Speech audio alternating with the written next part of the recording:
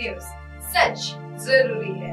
नमस्कार दर्शकों, आप देख रहे हैं एमएनएस न्यूज टीवी और मैं हूं आपके साथ श्रद्धा तिवारी। तो आइए देखते हैं आज की कुछ खास खबरें। इधर डालते हैं आज की हेडलाइंस।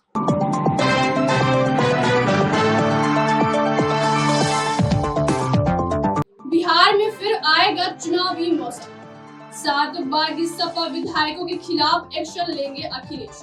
वादा टूटा, अब तक प्रधानमंत्री सूर्य घर योजना की सब्सिडी नहीं। देखते हैं खबरें विस्तार से। बिहार में फिर आएगा चुनावी मौसम। लोकसभा चुनाव के परिणाम आने के बाद अब बिहार में राज्यसभा की 2 सीटों, 1 विधान परिषद और 5 विधानसभा की सक्रिय हुई सीटों को मरने के लिए जल्द ही चुनाव कराया जा सकते हैं। भाजपा और राजद कोटे से एक राज्यसभा सदस्य लोकसभा चुनाव में जीत दर्ज की है। ऐसे में दोनों सीटें खाली हो गई है, जबकि बिहार विधान परिषद के सभापति देवेश चंद्र ठाकुर ने जदयू के टिकट पर सीतामढ़ी लोकसभा सीट से जीत दर्ज की है।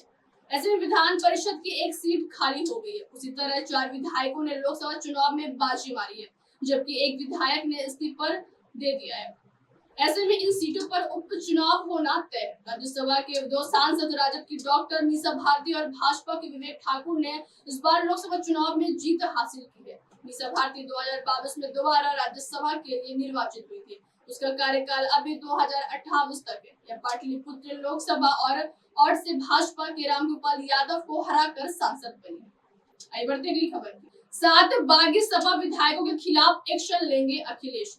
उत्तर प्रदेश के मुख्यमंत्री योगी आदित्यनाथ शुक्रवार को दिल्ली में थे, जबकि सपा के मुखिया अखिलेश यादव पार्टी मुख्यालय में जीते सांसदों के साथ बैठक कर जीत का जश्न मना रहे थे। इन जमावड़े के दौरान अखिलेश ने जीतने वाले सभी सांसदों को बधाई दी और चुनाव हारने वाले पार्टी नेताओं की हौसला अफजाई करते हुए उन्हें नए मोर्चे के लिए तैयार रहने को कहा।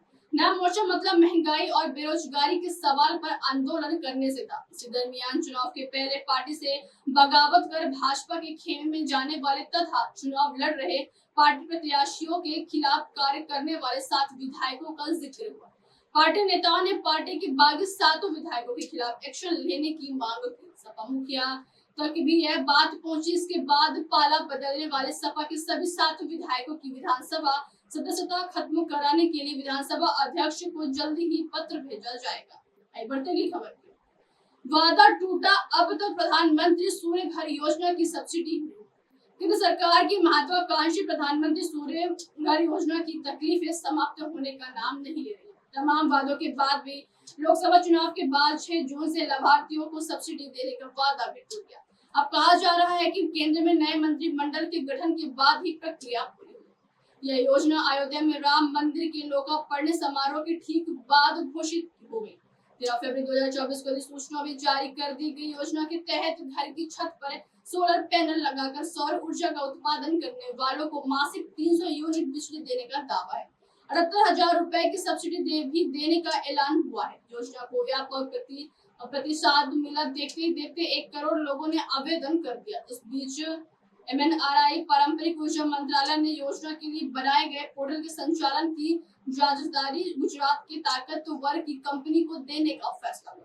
कंपनी पर पोर्टल को विकसित नहीं कर सकी, इससे सभी काम ठप हो गए। इसके साथ ही सोलर रफ टॉप लगाने वाले की 78,000 रुपए की सब्सिडी भी अटक गई। पहले आचार संहिता के नाम पर और अब नए मंत्रिमंडल की बात कहकर टाइम पास हो रहा है। ऐसे में सवाल उठ रहा है कि चुनाव से पहले घोषित योजना पर इन बातों का प्रभाव कैसे पड़ सकता है। उधर नए सिरे से विकसित किया गया पोर्टल भी अधिकांश समय बंद रहता है। कहा जा रहा है कि डाटा एंट्री का काम अब भी आरंभ है। इन्हीं वजह से सब्सिडी जारी नहीं होने का दावा हो रहा है।